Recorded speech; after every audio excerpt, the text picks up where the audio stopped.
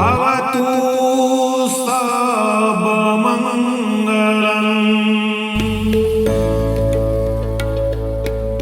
रक्षन्तु सब देवता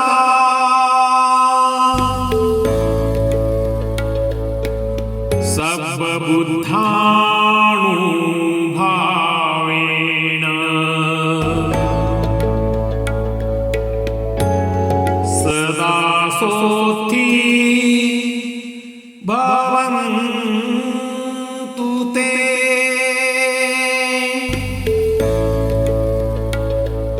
भवतु सर्वमङ्गलम्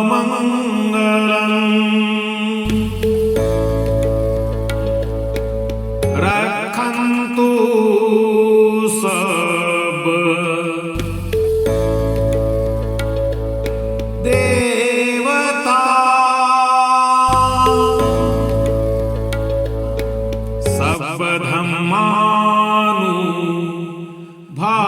सर्वधर्मानुभावेन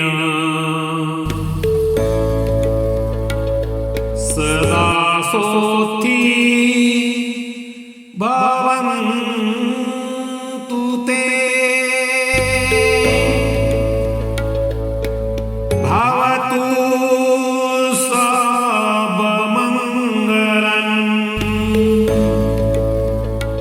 रक्षन्तु सब देवता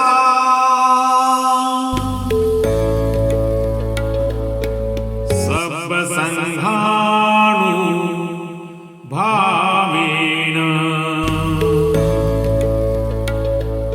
सदा सोऽस्ति भवन्तु ते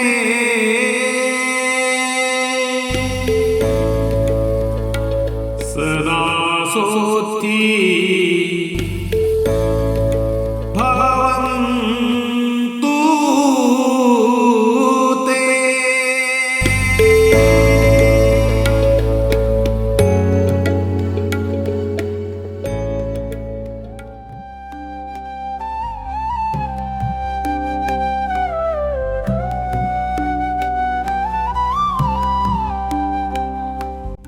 महाकारुणिक आहारात सम्यक संबुद्ध यांना मी अभिवादन करतो। महाकारुणिक आहारात सम्यक संबुद्धांचा पावन पवित्र पूजनीय भिक्खू संघास सुद्धा मी अभिवादन करतो। परमपूजनीय बोधिसत्व डॉक्टर बाबासाहेब आंबेडकर यांना सुद्धा मी अभिवादन करतो। आजच्या धम्मदेशनेमध्ये उपस्थित असलेले सर्व मान्यवर, आदरणीय श्रद्धा संपन्न धम्मिक उपासक, धम्मिक उपासिका, धम्मिक बालक आणि धम्मिक बालिका सर्वांसाठी मी मंगल मैत्रीची मनोकामना करतो। महाकारुणिक आहारात सम्यक संबुद्धांनी जे जे उपदेश आपल्या वाणीतून दिलेले आहेत ते सर्व त्रिपिटक या पावन पवित्र धम्मग्रंथामध्ये आहेत। त्रिपिटक हा बौद्ध धम्माचा मुख्य ग्रंथ आहे, जो 3 भागात पिटकांमध्ये विभागलेला आहे। मी आज सांगू इच्छितो की जसा जसा मी त्रिपिटक या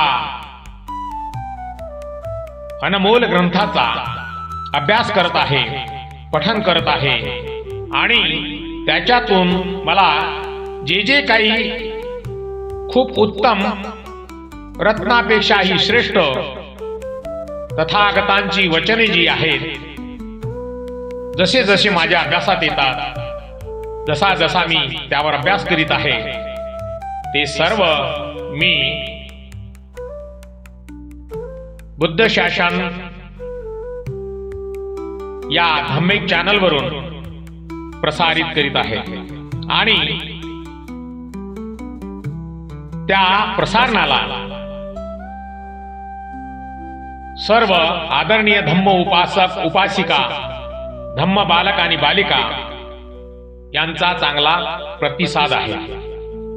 सुत्त पिटकामध्ये भगवान बुद्धांचे उपदेश आणि संवाद संग्रहित आहेत. सुत्त पिटकाचे 5 मुख्य विभाग आहेत, ज्यांना निकाय असे म्हटले जाते. या 5 भागांमध्ये 1 दीघ निकाय, 2 मध्यम निकाय, 3 संयुक्त निकाय, 4 अंगुत्तर निकाय,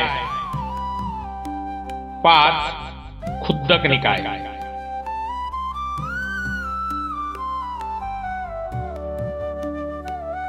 अंगुत्तर निकायातील जे महत्वाचे सूत्र आहेत, त्यापैकी आज मी कालाम सुत्त, ज्याला केसमुक्ती सुत्त देखील म्हटले जाते, या सुत्ताला मानवी मुक्तीचा जाहीरनामा किंवा विवेकवादाचा पाया असेही मानले जाते.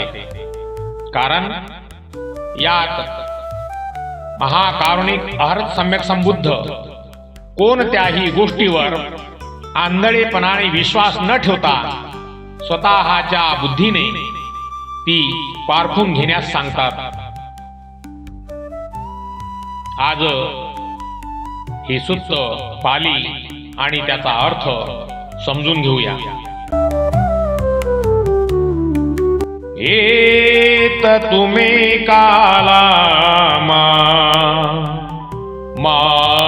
मानुसवेण मा परंपराय मायिति किराय मा पिटक संपदानेन मा तक्क हेतु मानय हेतु मा आकार परिवित्तकेन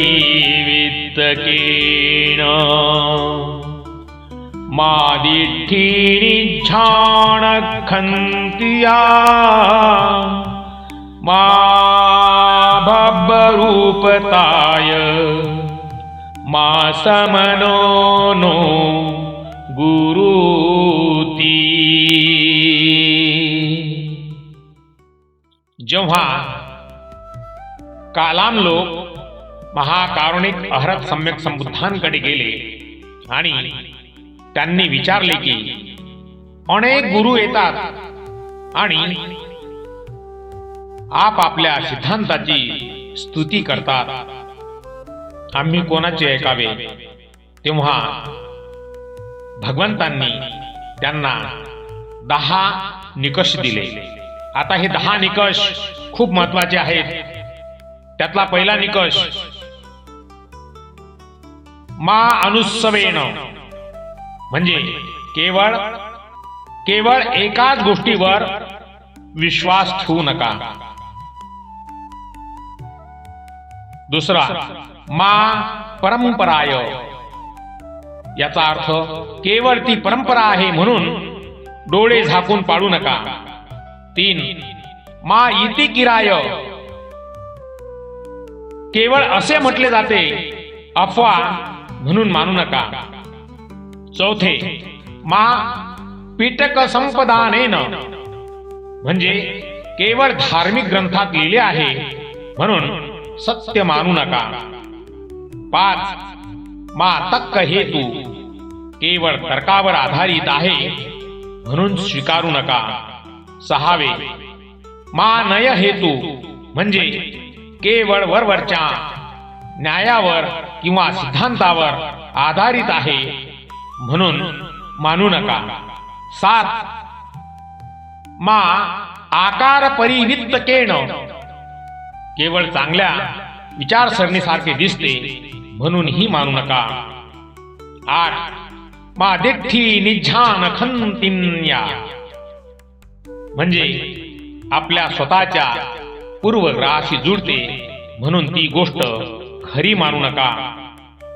9 मा भब्ब रूपताय, म्हणजे सांगणारी व्यक्ती प्रभावशाली किंवा देखणी आहे म्हणून भूलू नका.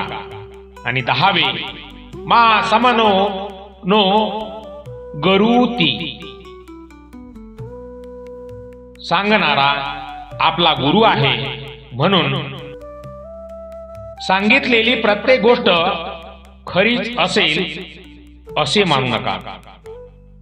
महाकारुणिक भारत सम्यक संबुद्ध त्या कालामांना म्हणतात, हे कालामांनो, जेव्हा तुम्हाला स्वतःच्या अनुभवाने समजेल की ह्या गोष्टी अकुशल म्हणजे वाईट आहेत, ह्या गोष्टी दोषपूर्ण आहेत, सुज्ञ लोक याची निंदा करतात आणि ह्या गोष्टी केल्याने अहित किंवा दुःख होते, तेव्हा त्यांचा त्याग करा.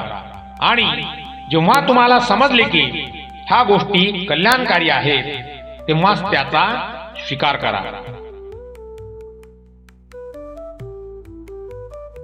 महाकारुणिक भारत सम्यक संबुद्ध सांगतात की श्रद्धा ही आंधळी नसावी, ती प्रज्ञा, विवेक, बुद्धी आणि अनुभवावर आधारित असावी. कालाम सुत्ताचा अंगुत्तर निकाय मूळ पाली मजकूर सविस्तर मराठी सांगत आहे. या सुत्ताला केसमुत्ती सुत्त असेही म्हणतात, कारण महाकारुणिक भारत सम्यक संबुद्ध जेव्हा कोसल देशातील केसमुत्ती नावाच्या नगरात गेले, तेव्हा त्यांनी तेथील कालाम वंशाच्या लोकांना हा उपदेश जो दिलेला आहे तो या कालाम सुत्तात आहे. एवमे सुतं एकं समयं भगवा कोसलेषु चारिकं चरमानो महता भिक्षु संगेन संदिङ्गेन केशमुत्तनं नाम कालामाण निगमो तदवसरी कालामा भगवंत एतदवोंचु संती भन्ते केशमन ब्राह्मणा केशमुत्तं आगच्छति ते सकंगेव वाददीपेन्ति जोतयन्ति परवादं परखुंसन्ति वैभन्ति परिक्षिपन्ति ते संनो भन्ते कंखाहुति विचिकित्सा कोसुनाम इमे भगवन्ताणं समणं ब्राह्मणाणं सच्चंगाह को मुसाती.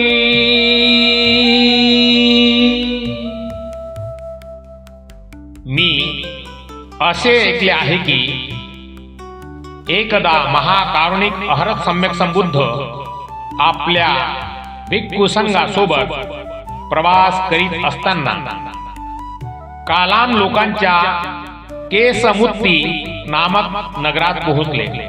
तेव्हा कालाम लोक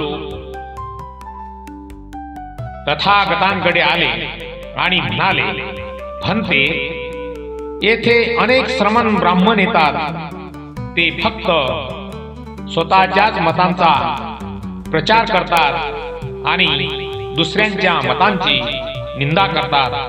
त्यामुळे आम्हाला संभ्रम शंका निर्माण झाली आहे की त्यांच्यापैकी नक्की सत्य कोण बोलतोय आणि कोण असत्य बोलतोय.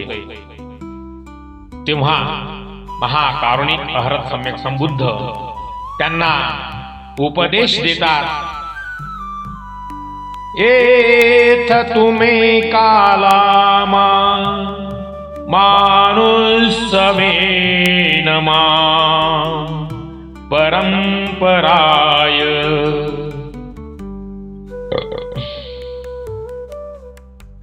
एथ तुम्ही कालामा मानुसवेन मा परंपराय मायिति किराय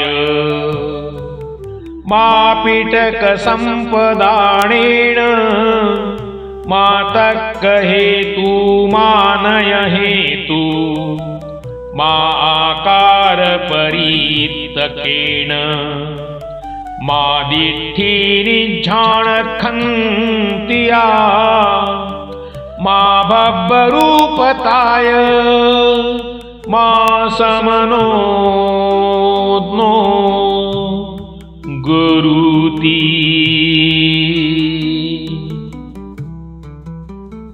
हे कालामांनो, तुमचा संभ्रम होणे स्वाभाविक आहे. आता मी जे सांगतो आहे ती नीट ऐका. मा अनुस्येन म्हणजे केवळ परंपरेने ऐकत आलो आहोत म्हणून त्या गोष्टीवर विश्वास ठेवू नका. मा परंपरा केवळ ती जुनी परंपरा आहे म्हणून ती सत्य मानू नका. मा इति किराय म्हणजे केवळ लोक तसे म्हणतात, अफवा किंवा जनप्रवाद म्हणून मानू नका. मा पिटक संपदानेन केवळ आपल्या धर्मग्रंथात पिटकात असे लिहिले आहे म्हणून स्वीकारू नका. मा तक्क हेतू केवळ तर्क संगत वाटते म्हणून विश्वास ठेवू नका. मा नय हेतू केवळ वरच्यावर न्यायावर किंवा अनुमान पद्धतीने सिद्ध होते म्हणून मानू नका. मा आकार परिवृत्तकेन केवळ एखादी गोष्ट पाहताना किंवा विचारात घेताना चांगली वाटते म्हणून स्वीकारू नका. मा दिठ्ठी निझान खंतिन्या ती गोष्ट तुमच्या आधीच्या विचारांशी किंवा मतांशी जुळते म्हणून सत्य मानू नका. भब्ब रूपताय म्हणजे सांगणारी व्यक्ती प्रभावशाली आहे किंवा तिचे व्यक्तिमत्व भव्य आहे म्हणून भाडू नका. मा समनोनी गरुती हे सांगणारे श्रमण आमचे आदरणीय गुरु आहेत. केवळ या विचाराने त्यांचे शब्द प्रमाण मानू नका. महाकारुणिक अहरत सम्यक संबुद्ध त्या कालामांना विचारतात की माणसाच्या मनात जेव्हा लोभ, द्वेष आणि मोह निर्माण होतो तेव्हा त्याचे कल्याण होते की अहित. कालामांनी उत्तर दिले की अहित होते. यदा तुम्हे कालामा अत्तनाव जानेयाथ इमे धम्मा कुशला इमे धम्मा सावज्जा इमे धम्मा विन्युगर्हिता इने धम्मा समत्ता समाधिन्नाहिताय दुःखाय सवतन्ति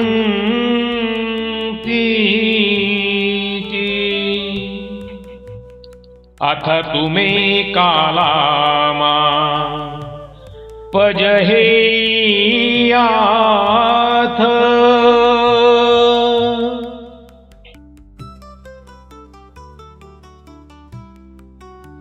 भगवंत म्हणतात, हे कालामानो, जेव्हा तुम्हाला स्वतःच्या अनुभवाने हे समजेल की हे विचार अकुशल आहेत, हे दोषयुक्त आहेत, सुज्ञ लोक याची निंदा करतात आणि याचे आचरण केल्याने दुःख व अहित निर्माण होते, तेव्हा त्या गोष्टीचा त्याग करा. पुढे भगवंत उपदेश करतात, यदा तुमे कालामा अत्तनावजानेयाथ इमे धम्मा कुशला इमे धम्माणवज्जा इमे धम्मा विन्नुपसत्था इमे धम्मा समत्ता समाधिन्ना हिताय सुखाय सवतन्तीति अथ तुमे कालामा उपसंपञ्ज विहरेयाथं.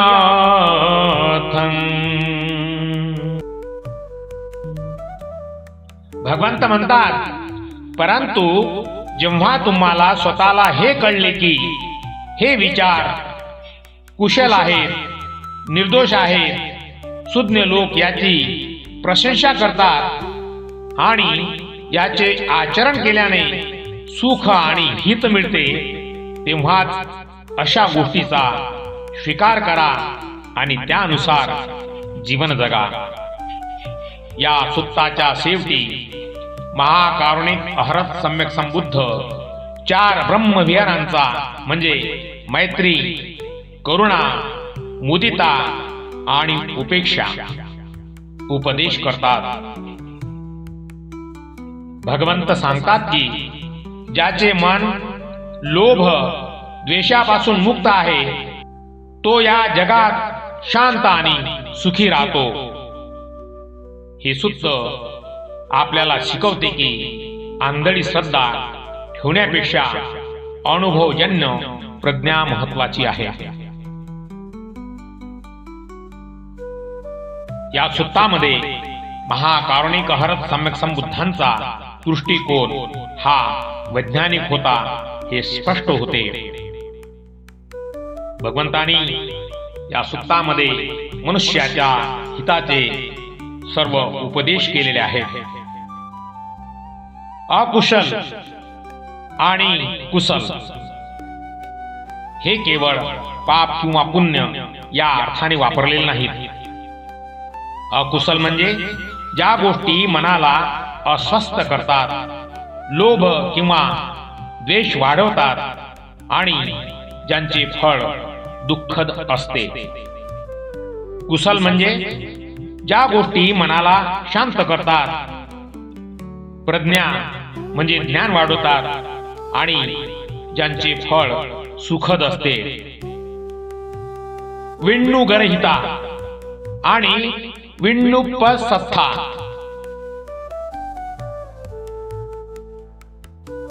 महाकारुणिक अहरत सम्यक संबुद्ध फक्त स्वतःच्या मनाचे ऐकायला सांगत नाहीत, तर सामाजिक जाणीवेवरही भर देतात. विण्णुगरहिता म्हणजे शुद्ध किंवा शहाणे लोक ज्यांची निंदा करतात. विण्णुपसत्था म्हणजे विज्ञ लोक ज्याची प्रशंसा करतात. निर्णय घेताना स्वतःचा अनुभव आणि समाजातील विद्वान लोकांचे मत या दोन्हींची सांगाड घालावी असे महाकारुणिक अहरत सम्यक संबुद्ध या सुत्तामध्ये उपदेश करतात. महाकारुणिक अहरत सम्यक संबुद्ध म्हणतात की एखादी गोष्ट फक्त प्राचीन धर्मग्रंथात लिहिलेली आहे म्हणून ती सत्यच असेल असे मानू नका. त्या काळी हे अत्यंत क्रांतिकारी विधान होते, कारण लोक ग्रंथांना अंतिम सत्य मानत होते. तर्क हेतू म्हणजे केवळ तर्क लावून एखादी गोष्ट खरी वाटू शकते, पण तर्क नेहमीच सत्य असतोच असे नाही. नय हेतू म्हणजे एखादी विशिष्ट विचार पद्धती किंवा पद्धतशीर मांडणी.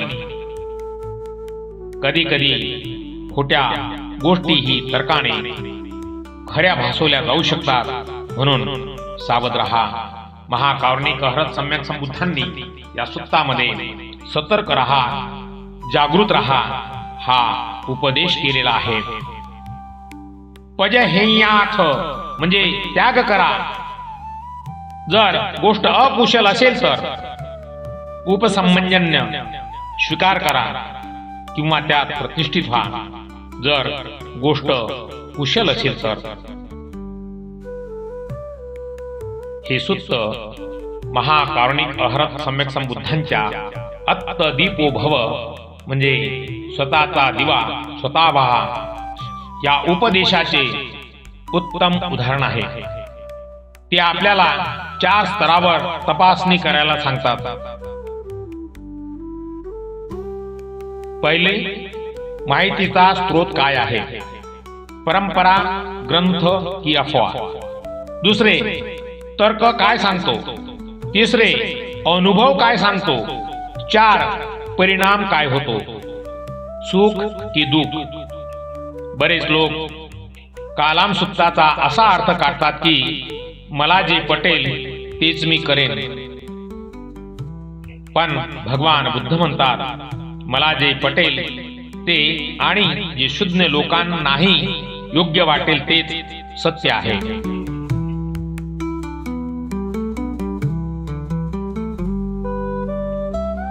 कालाम सुत्ताच्या शेवटी महाकारुणिक अहरत सम्यक संबुद्धांनी 4 ब्रह्मविहार सांगितलेले आहेत. जेव्हा एखादा साधक 10 निकषांच्या आधारे अकुशल गोष्टींचा त्याग करतो तेव्हा त्याचे मन निर्मळ होते. अशा निर्मळ मनाच्या व्यक्तीने स्वतःच्या मनात 4 भावना विकसित केल्या पाहिजेत. त्यामध्ये पहिली भावना मेत्ता म्हणजे मैत्री भावना. सर्व प्राणी मात्रांबद्दल अत्यंत जवळीक आणि स्नेहाची भावना. जसा मी आहे तसे इतरही आहेत. जसे मला सुख हवे आहे तसे इतरांनाही हवे आहे. ही भावना फक्त मित्र किंवा नातेवाईकांपुरती मर्यादित नसून शत्रू आणि अनओळखी व्यक्तीबद्दलही तितकीच असली पाहिजे. दुसरे, भगवंतांनी सांगितले करुणा. इतरांचे दुःख पाहून ते दूर करण्याची निर्माण झालेली कळकळ. जेव्हा आपण एखाद्या संकटात किंवा दुःखात कुणाला पाहतो तेव्हा त्याला मदत करण्याची आणि त्याचे दुःख कमी करण्याची वृत्ती म्हणजे करुणा. करुणा म्हणजे केवळ दया दाखवणे नव्हे तर दुःखमुक्तीसाठी सक्रिय प्रयत्न करणे. ब्रह्मविहारामध्ये, मैत्रीभावामध्ये, मेत्ता भावनामध्ये भगवंतानी कालाम सुत्तामध्ये हे सांगितले ते तिसरी मुदिता. इतरांच्या आनंदात आणि यशामध्ये आनंदी होणे. कोणाचे तरी भले झाले आहे किंवा कोणाला यश मिळाले आहे हे पाहून मनात ईर्ष्या, जळफळाट न येता मनापासून आनंद वाटणे म्हणजे मुदिता. हे मत्सराच्या विरुद्ध असलेली भावना आहे. चौथी, उपेक्षा मनाचा समतोल. सुख दुःख, जय पराजय, निंदा स्तुती यात मन विचलित न होऊ देणे. याचा अर्थ दुर्लक्ष करणे असा नसून तटस्थ भावाने योग्य निर्णय घेण्याची क्षमता असणे असा आहे. कालाम सुत्तामध्ये 4 आश्वासने आहेत. महाकारुणिक अहरत सम्यक संबुद्ध कालामांना म्हणतात की ज्याचे मन या 4 ब्रह्मविहारांनी भरलेले आहे त्याला या आयुष्यातच 4 आश्वासने म्हणजे खात्रीशीर 4 आश्वासने मिळतात.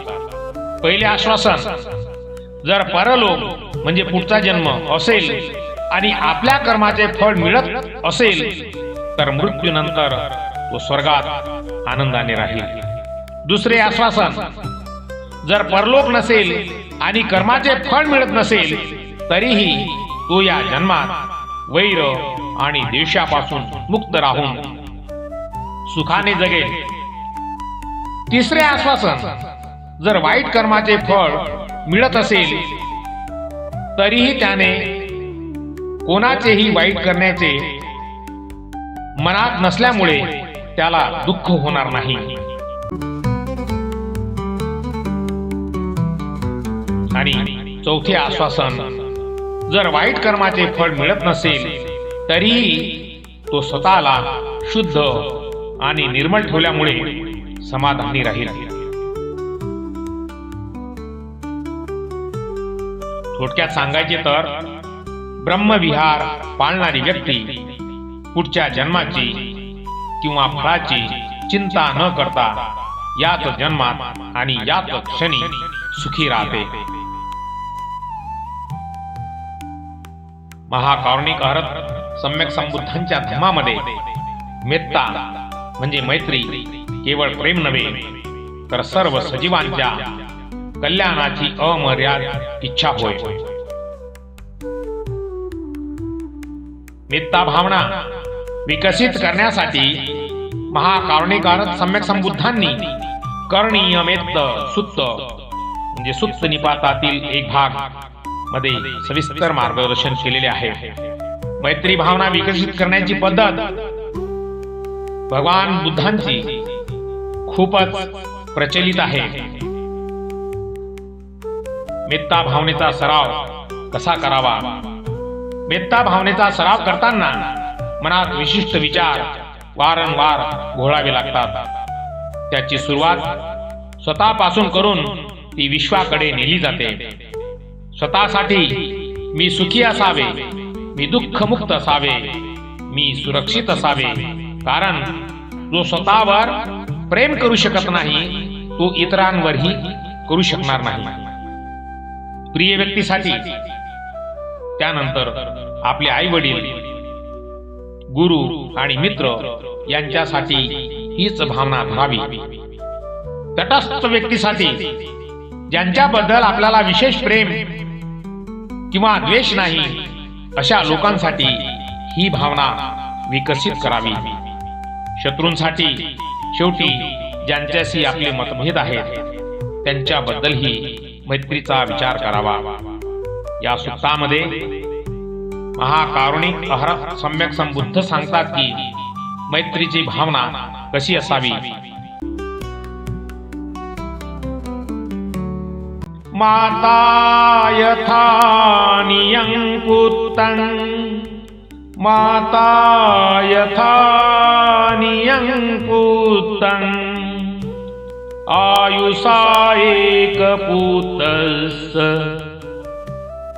माता यथा नियंकुतं, आयुषा एकपुत्रमनुरक्षे, एवंपि सर्वभूतेषु मानस भावे अपरमाणं, मानस भावे अपरमाणं. मानस भावये अपरमाणं. भगवंत म्हणतात, ज्याप्रमाणे एखादी माता आपल्या एकुलत्या एक पुत्राचे रक्षण करण्यासाठी स्वतःच्या प्राणाचीही पर्वा करत नाही, अगदी त्याचप्रमाणे सर्व प्राणी मात्रांबद्दल आपल्या मनात अपरिमित म्हणजे मर्यादा नसलेली अमर्याद मैत्रीची भावना विकसित करावी. भगवंत मैत्रीची व्याप्ती स्पष्ट करताना सांगतात की ती भेदभाव विरहित असावी.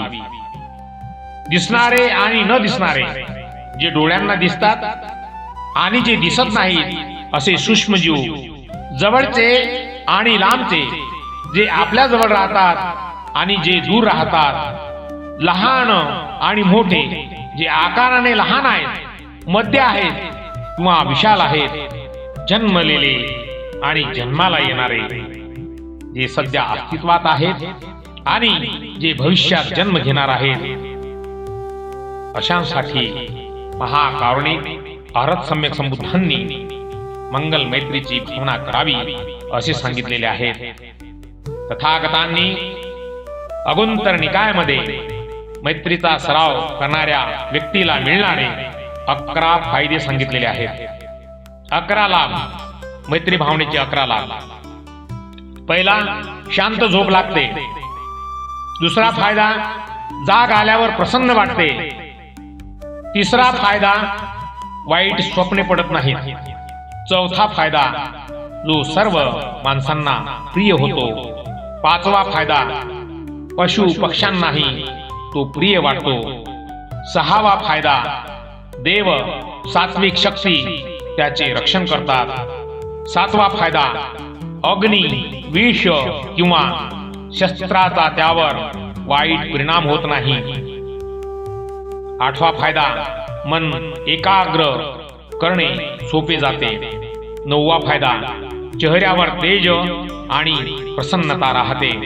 10वा फायदा, मृत्यूच्या वेळी गोंधळ उडत नाही, शांत मृत्यू येतो. 11वा फायदा, जर पूर्ण मुक्ती मिळाली नाही तर उच्च लोकात जन्म होतो. थोडक्यात मेत्ता म्हणजे केवळ शब्दांनी व्यक्त केलेली दया नाही, तर ती मनाची अशी अवस्था आहे जिथे कोणाबद्दलही वैर शिल्लक राहत नाही.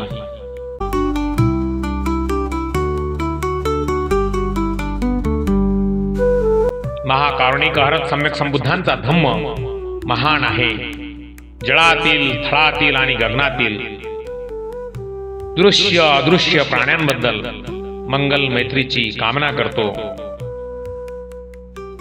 सर्वांना सुख, शांती, उत्तम आरोग्य आणि दीर्घ आयुष्य प्राप्त हो, अशी मंगल मैत्रीची कामना करतो. भवतु सब्ब मंगलम्.